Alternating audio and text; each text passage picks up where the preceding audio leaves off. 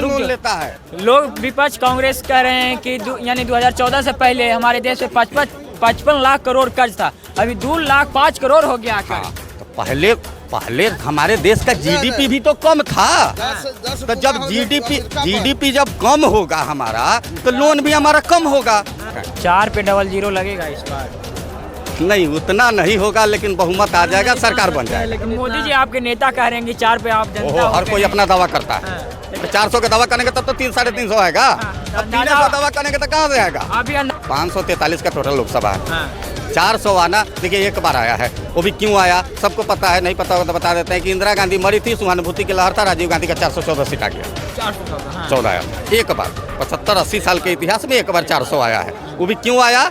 इंदिरा गांधी मरी। हाँ, मोदी 2024 लोकसभा चुनाव बेहद करीब है और पक्ष और विपक्ष अपना अपना चुनाव के तैयारी में लगे हैं। और एक तरफ मोदी जी बोल रहे हैं कि अब की बार 400 पार, अभी हम पटना में हैं, क्या लोग अब की बार 400 पार ला के मोदी जी को देंगे? जिस प्रकार मोदी जी डंके के चोट पे कर रही है कि अब की बार 400 पर, क्या माहौल है लोगों में, क्या उमंग है, क्या कहेंगे भैया? अब की बार 400 पार योगी सरकार ठीक बोल रहे हैं। कैसे 400 पार योगी सरकार? क्या करते हैं मोदी जी? क्या करते हैं? अच्छा, क्या नहीं करते हैं बताइए। अरे क्या कर दिए हैं लोगों के लिए, जनता के लिए इन 10 सालों में? जितना सुविधा मोदी, अच्छा ये बताइए, हमको ये कुछ नहीं चाहिए मोदी का। हम मोदी वोट नहीं देंगे। एक सुनिए, अरे क्वेश्चन सुनिए, इसके बाद आपका प्रधानमंत्री के लायक कोई उम्मीदवार हमको बता दीजिए। बताइए। राहुल गांधी। राहुल गांधी मुखिया में लौंडा में नाचने लायक है? पप्पू यादव। और बताइए, लौंडा में नाचे राहुल गांधी? हटाओ का वो है। अरे युवा है, कहते हैं कि हम युवा है। हम युवा नहीं है। क्या है? आप तो बूढ़ा हो गए हैं। बुरा हो गए हैं। अब उनका धोतिया बच्चा हो जाएंगे राहुल गांधी के। हम युवा नहीं है। अभी राहुल गांधी ने आए यात्रा पे निकाले हैं। भैया एक बताए, प्रधानमंत्री लायक कोई उम्मीदवार होगा तो ठीक है, आदमी देगा। लेकिन हमको नहीं लगता है ना कि विपक्ष के पास कोई उम्मीदवार की है।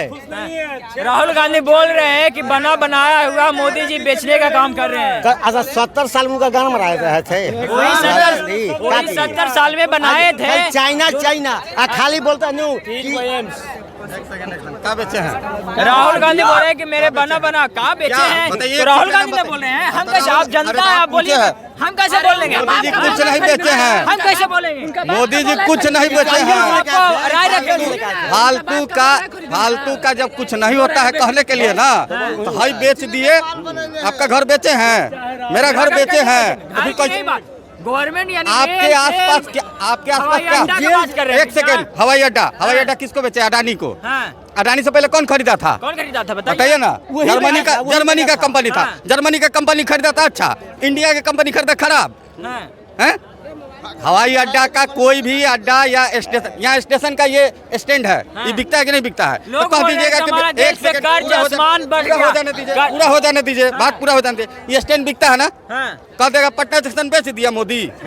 हर स्टैंड का ठेका लगता है, हर एयरपोर्ट का ठेका लगता है, हर स्टेशन का साफ सफाई का ठेका होता है, हर स्टेशन का सब चीज का ठेका होता है। ठेका बिकता है, जो भी चीज का ठेका होता है वो बिकता है। हर सरकार बेचती है। फर्क इतना ही है, पहले का सरकार विदेशी को बेचती। कर्ज बढ़ गया, चरम सीमा।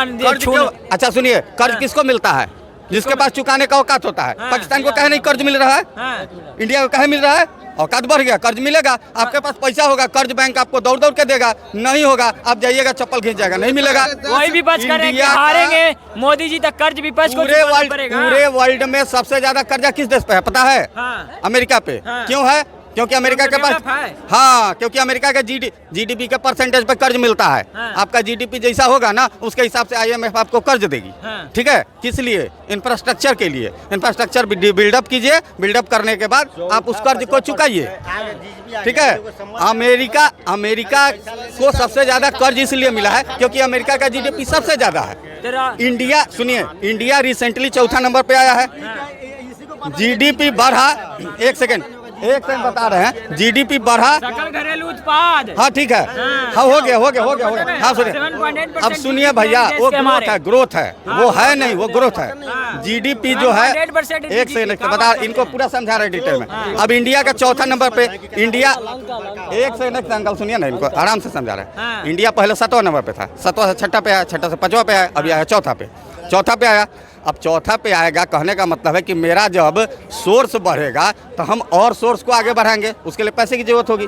पैसा जीडीपी से नहीं आता है, पैसा जीडीपी के थ्रू आता है। उसको विपक्षी लोग कह रहा है कि लोन ले लिया, बताइए ना, सारा देश लोन लेता है। लोग विपक्ष कांग्रेस कह रहे हैं कि यानी 2014 से पहले हमारे देश में 55 लाख करोड़ कर्ज था, अभी 2 लाख 5 करोड़ हो गया कर्ज। हाँ, तो पहले हमारे देश का जीडीपी भी तो कम था।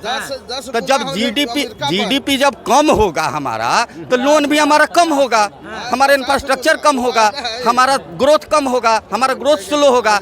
जब जीडीपी बढ़ेगा तो हमारा लोन भी बढ़ेगा, और लोन भी विपक्ष करेगा क्या? विपक्ष का काम है सवाल उठाना, हमारा काम है, भगवान ने हमको ये 2 कान के बीच में खोपड़ी दिया है, हमारा काम है विपक्ष का बात भी सुनना, हमारा काम है सरकार का भी देखना। कांग्रेस वाला बोलते हैं कि भारत को खंड खंड कर रहे हैं मोदी जी, हमने जोड़ने में निकले हैं।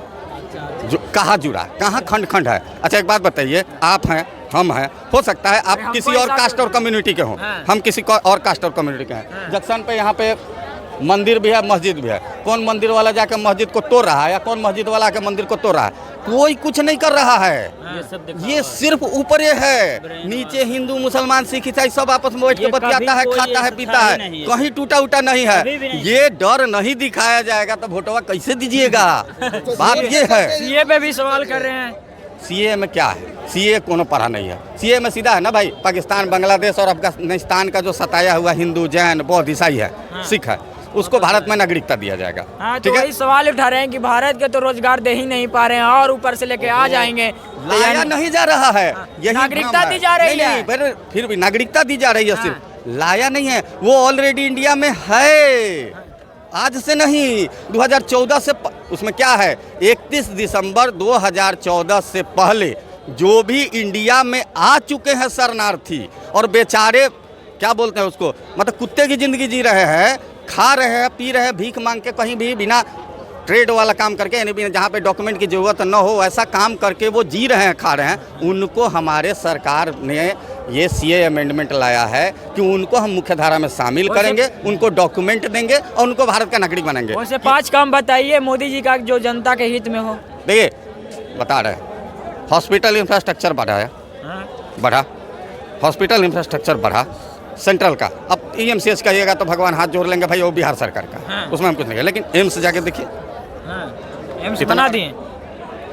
15 एम्स मोदी जी ने उद्घाटन किया, 6 इनॉग्रेशन, मतलब 15 शिलान्यास किया, जिसमें से 6 का उद्घाटन उन्होंने कर लिया 10 साल में।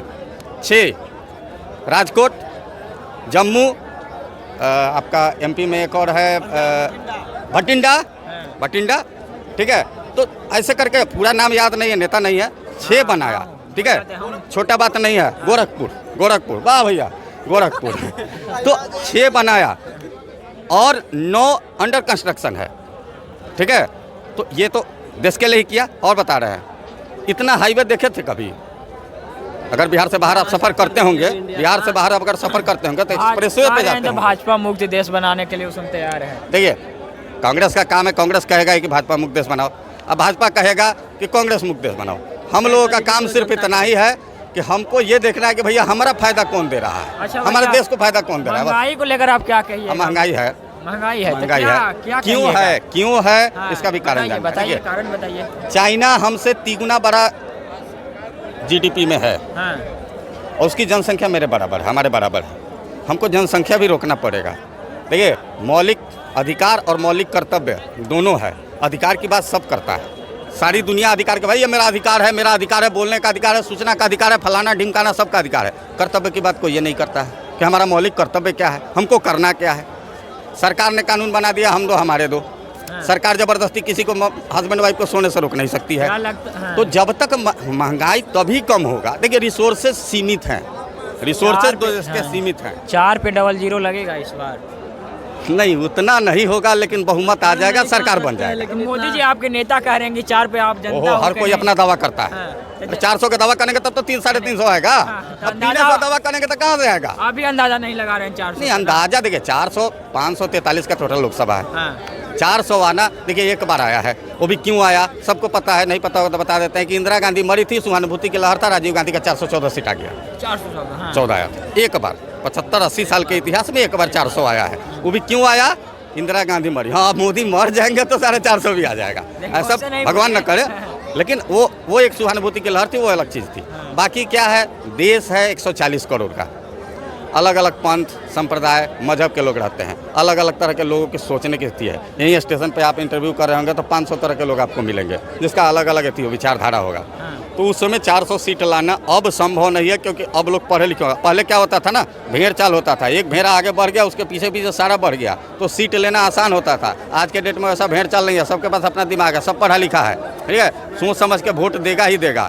अब कुछ पढ़ लिख रहा तो मोदी जी अच्छा काम करा तो जनता वोट देगा ना। हो सिंपल सी बात है। चलिए, तो हमारे साथ तमाम बिहार के जनता थी जिनका कहना था कि अब की बार 400 पार, यानी मोदी जी जो 10 साल में काम कर दिए वो 70 साल में कांग्रेस नहीं कर पाए। क्या आपका फिलहाल राय, अपना राय कौन में दीजिएगा?